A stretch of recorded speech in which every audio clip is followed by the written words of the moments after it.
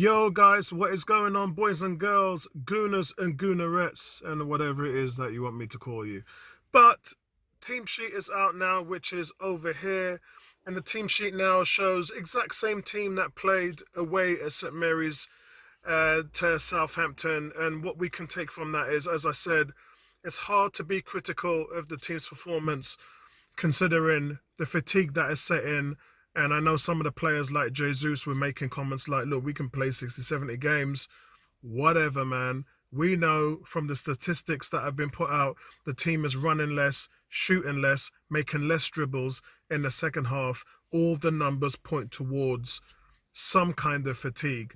So all I can say is it's just a few more games to go until the 18th of November to the World Cup. So don't worry, guys. We are at the kind of final furlough. We're on the last leg of this first sort of half of the season.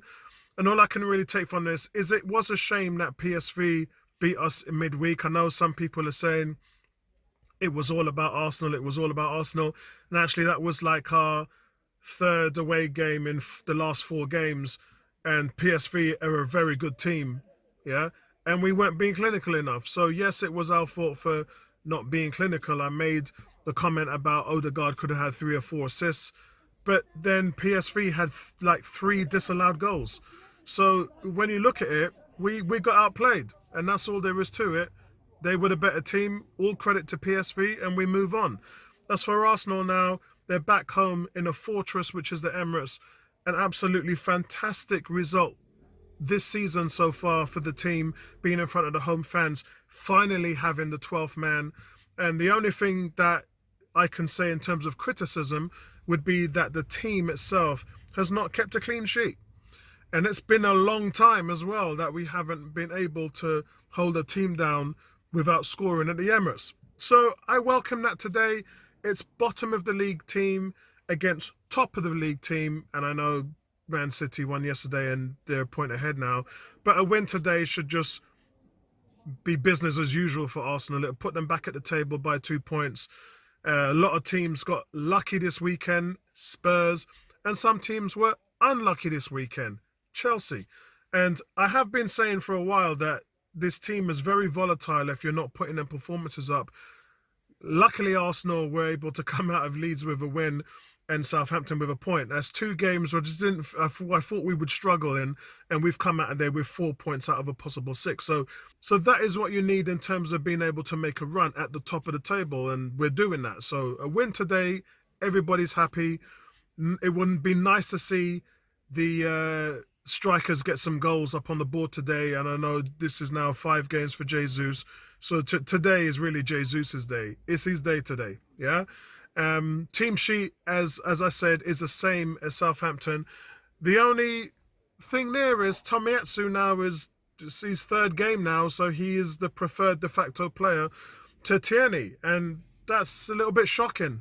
So we'll have to see again how that turns out. He has had some very good games, and he's had some quite poor games. So today we'll have to look at what happens with Tomiyasu and see if he can have a good game. And for Ramsdale, that means that he can clear the ball out to Tomiyasu on that left-hand side, and then Arsenal can turn that into attack. Looking for better games from Xhaka and Partey today in the middle of the park after the poor outings against PSV midweek. So we're looking for the midfield to pick it up.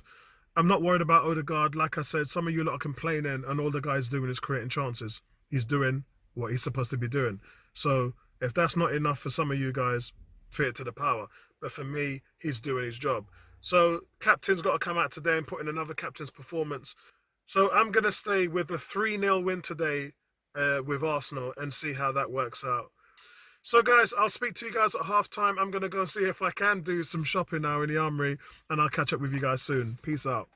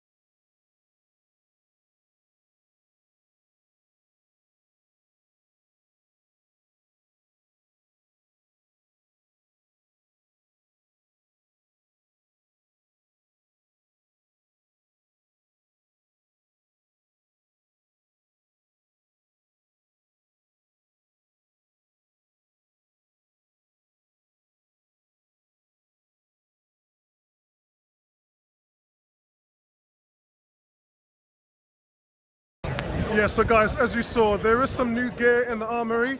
Some of it is some new winter coats. They're bringing out the winter range. So you saw some of that there.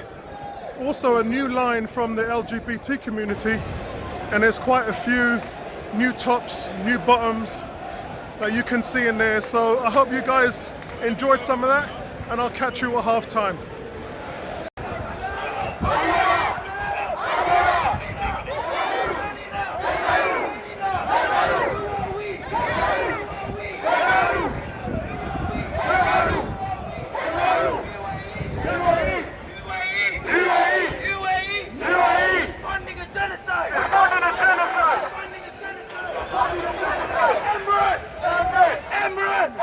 Shame on you! Shame on you! Shame on you! Shame on you! UAE!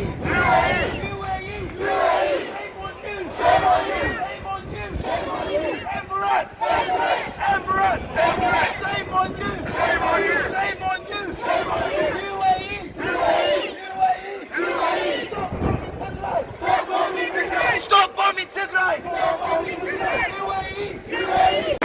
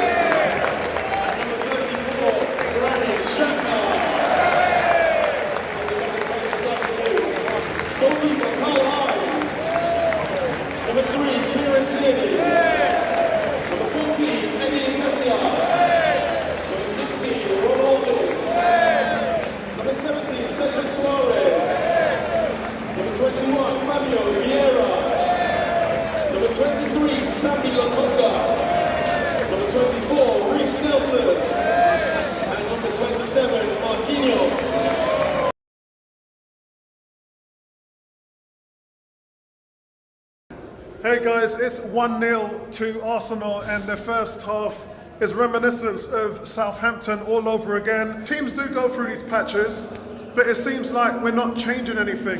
It's more of the same. Saka went off injured. Obviously, let's talk about the goal first. Fantastic movement on that right-hand side. Good cross in by Saka. That's now his 5th assist of the season, which is one behind De Bruyne, and actually ties Iwobi now. So he's doing his job there. It's not just the goals now, he's delivering on the assists, and it makes him sort of the number one in terms of goals and assists in the team. But again, very good finish. Absolutely excellent finish from Martinelli, and he proves now that his drought is over, so we just need to get the drought over for Jesus. But overall, the frustration, guys, is nothing has changed. When Reece Nelson came on, they haven't even been looking in this direction, so everything is coming from the left-hand side.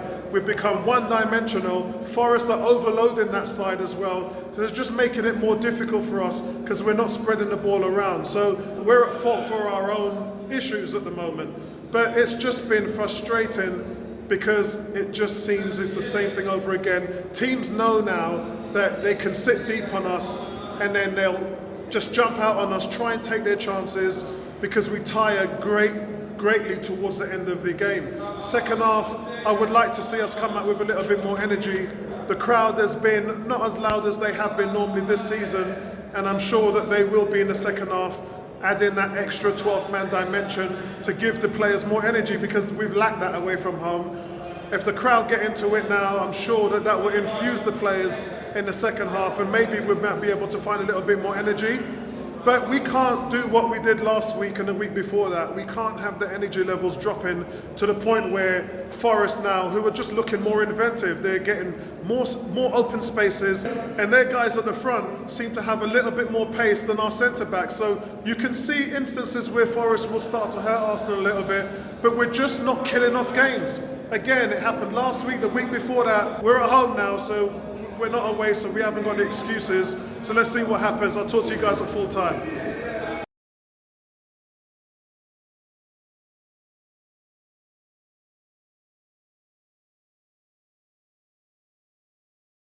Hey guys, it finishes Arsenal 5, Forrest 0, which is exactly what I said before the game. I talked about the last time Forest came here, Arsenal beat them under Unai Emery in the Cup 5-0, and Arsenal do exactly the same thing here under Arteta.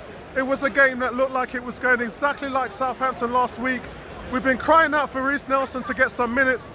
On his loan against Feyenoord, all he did there was produce. When he was in Germany on his first loan, when he was in Germany on his first game, he scored 6 goals in his first 7 games when he went out on loan in Germany. And Reiss Nelson has always had that in his locker. The difference is we just weren't playing him. And this is a Nketiah problem all over again, where you start to give the guy minutes and then he produces. It was Reiss Nelson that changed the shape of this game. Not only did he score 2 goals in 8 minutes, but he also had an assist. And that's exactly what Arsenal needed. You look at Saka and think, why hasn't Saka been rested? Why has he been able to just play his way out to exhaustion, which is essentially what Arteta's done with him? You've got to feel now that the boss has always had Nketiah as an option, didn't use him, now he's using him, and the same applies to Reiss Nelson. Just a fantastic game overall. Very difficult to choose a man of the match, but I think for me, I am going to go with Reiss Nelson. Thomas Partey in the middle of the park was okay in the first half. Second half, Partey came out and absolutely dominated the game. And I have to talk about his goal as well. Exactly the same as what happened with Spurs. He comes in, hits it first time, goalkeeper doesn't even have a chance. It's the Partey that you want. It's a shame they didn't take him off earlier on, because you know you've got to think about the Chelsea game. I don't think he's going to play a part in Zurich. We're at home this Thursday with Zurich to make up for the disaster class last week at PSV. But I think right now, all eyes on Chelsea next weekend before the World Cup. But today, just the result they needed. All the goals came in. The crowd was into the game. They got much better as the game went along. I thought the crowd was a bit quiet in the first half. But this is the result that they needed, and it's business as usual at the top of the table. But yeah, but I'm going with Reiss Nelson for my man of the match. I'm going to try and get back to the studio so I can talk to the guys and do the player ratings with them. And I'll speak to you guys in the next one. It's just started raining here. Peace out, guys.